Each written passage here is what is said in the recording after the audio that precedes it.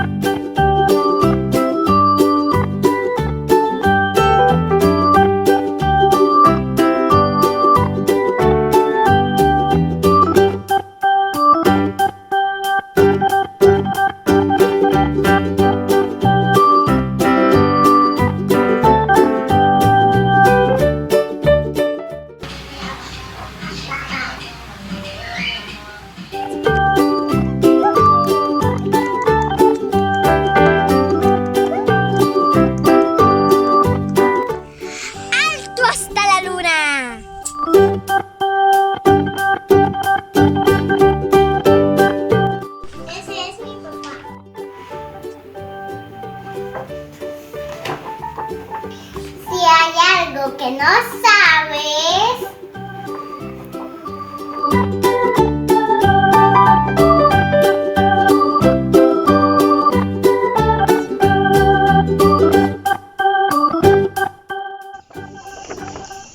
mi papá lea cuentos y salgo a cocinar. me toma de su mano, me lleva a caminar.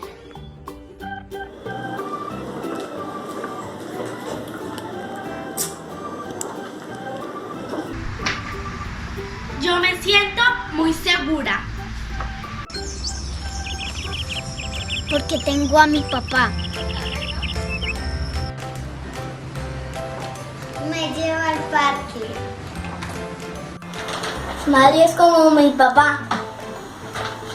Oliendo, yo te amo. Pero tú me amas más. Dios bendiga a mi papá. ¡Papá! ¡Mua!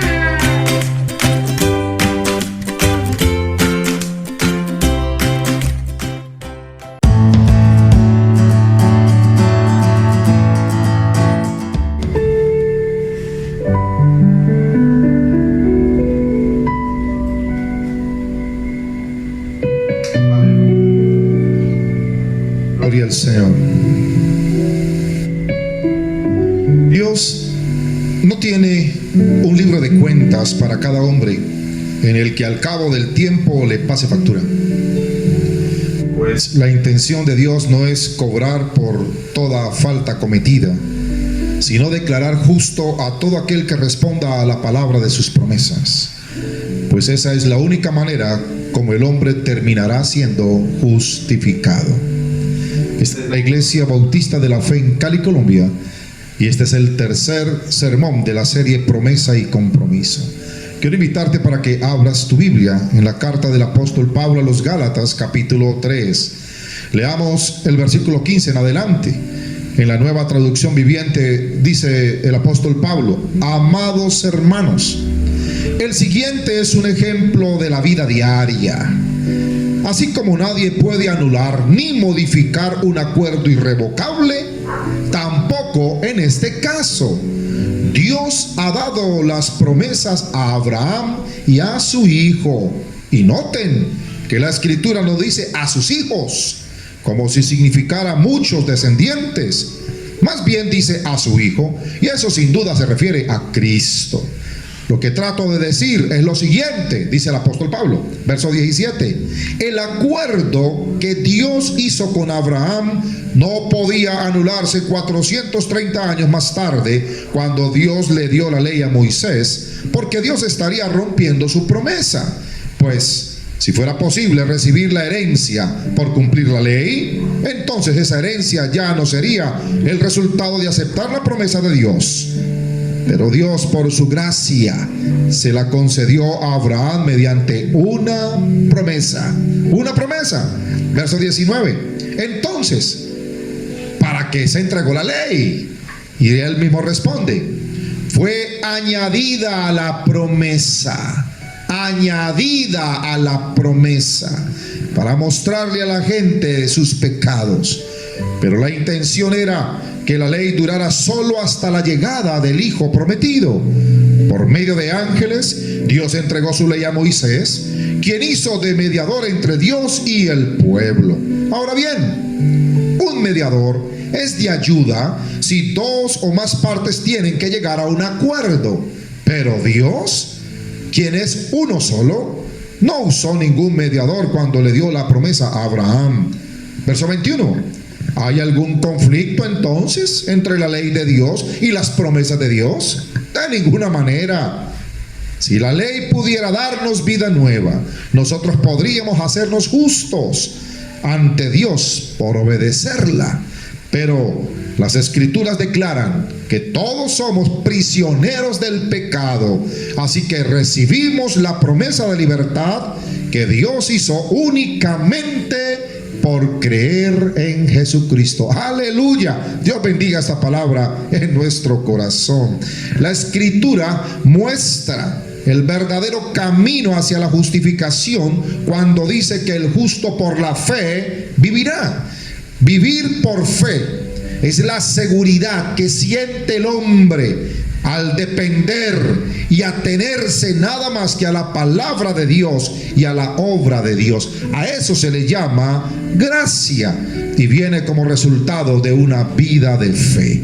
Así que, hermano, por la fe el ser humano recibe la justicia, y esta a su vez le hace capaz de resistir el juicio de Dios y por tanto entrar en la vida eterna.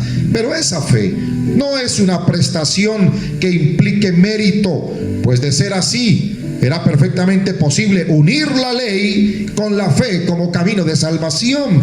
Pero Pablo se opuso decididamente, asegurando que la ley jamás procede de la fe, no tiene nada en común con ella. La promesa de bendición hecha a Abraham muestra que Dios se decidió por el camino de la promesa. Esto significa que no se puede anular la promesa. La promesa es una prueba de la benevolencia, de la amabilidad de Dios. Fue proclamada antes que la ley exigiera que el hombre pusiera en práctica las obras de la ley. La ley no puede dar vida ni puede producir justicia.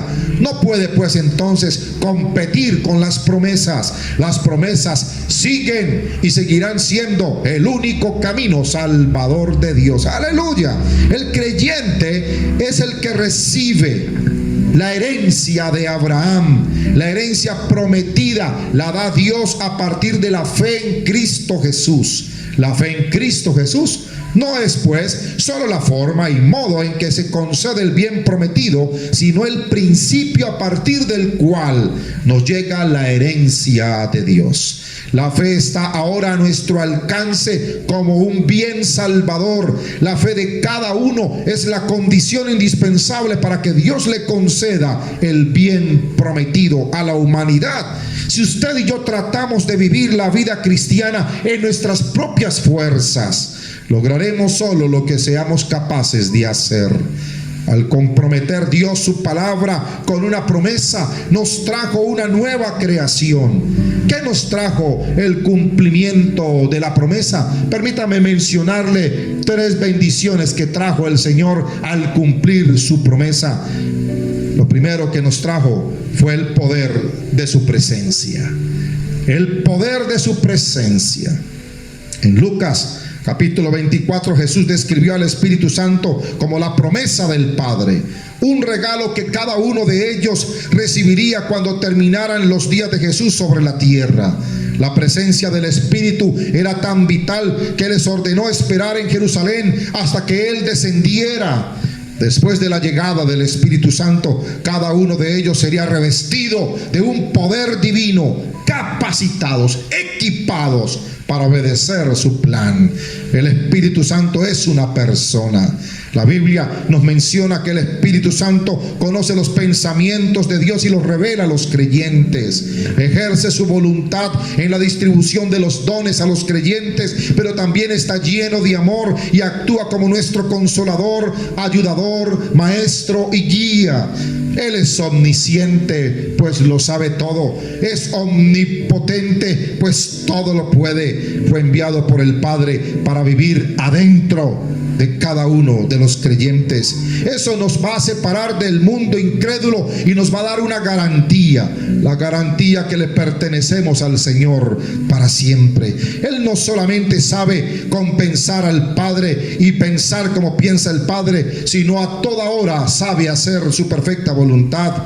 Todo el tiempo es nuestro intérprete. El Espíritu Santo nos muestra la mente de Cristo. Él es nuestro maestro. Nos revela, nos interpreta el significado de la Escritura y la pone en conexión con la vida diaria. Sin duda, nos resulta de gran ayuda para evitar que nos demos golpes con la vida y quedemos a la deriva de nuestros caprichos. En algún momento de frustración o de dolor, el Espíritu Santo no solo sabe lo que deseamos y necesitamos, sabe también qué piensa y qué quiere Dios. De modo que así puede hacer que todas las cosas nos ayuden para bien.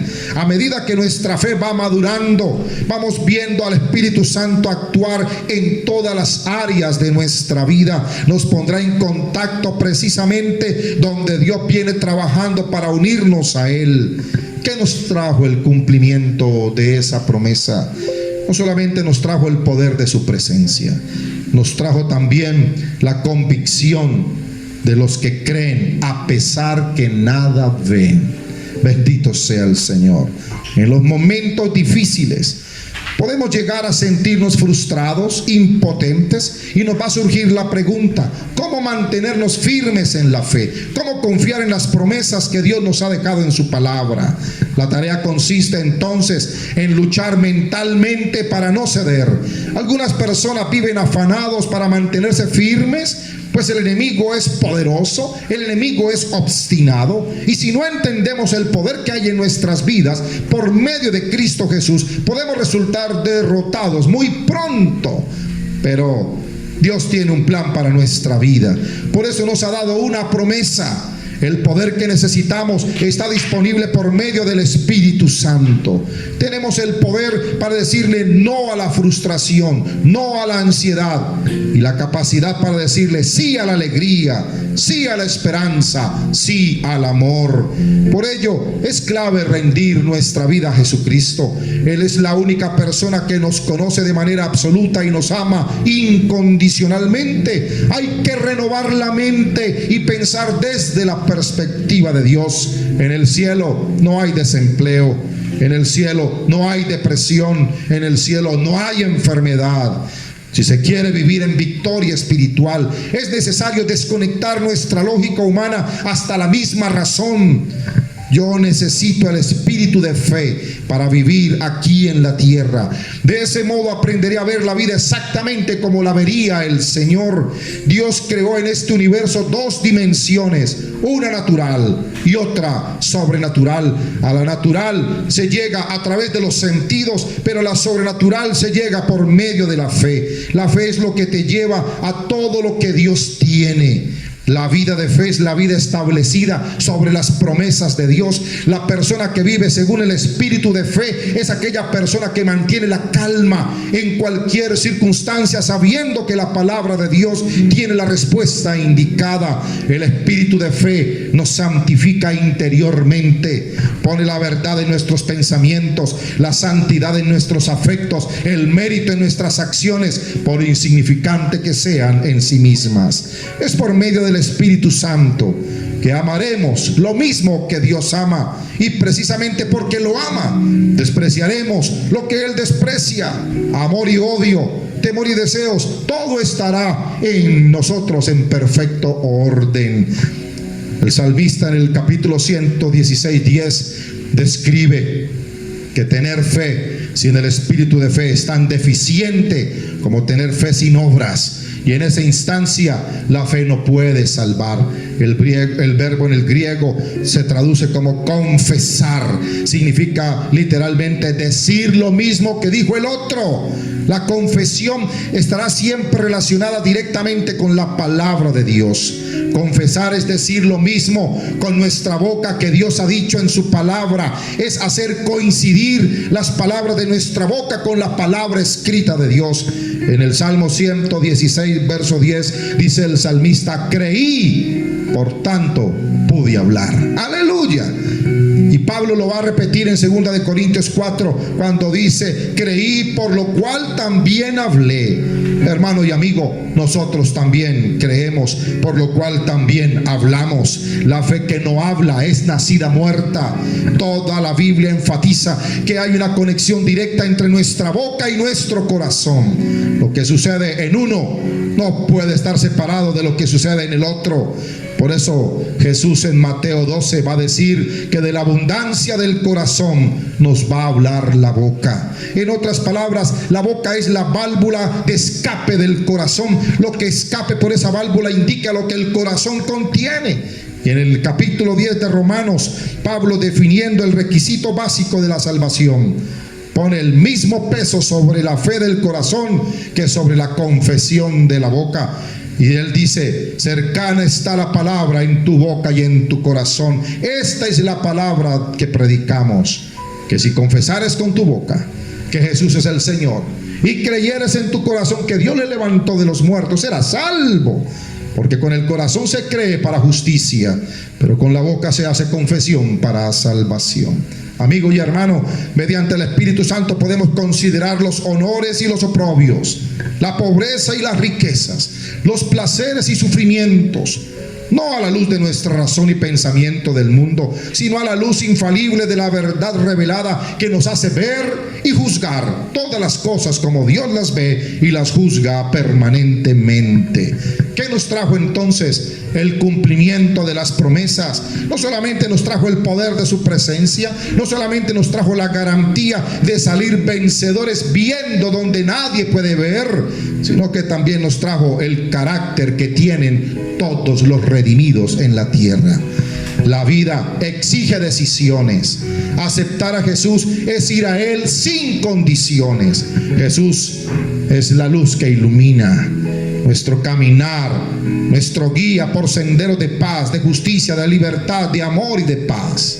En su corazón encontraremos siempre amor y compañía, valor para enfrentar las penas que nos afligen, fuerza para seguir adelante. Él puede devolvernos las ganas de vivir, darle sentido pleno a nuestra existencia en el mundo. Sin Él nuestra vida quedará vacía para siempre. Él merece un lugar exclusivo y propio, un lugar que realmente le pertenezca, un lugar donde Él sea lo que Él es, un lugar donde pueda ejercer su señorío en lujo de detalles, un lugar donde pueda ser Dios a plenitud.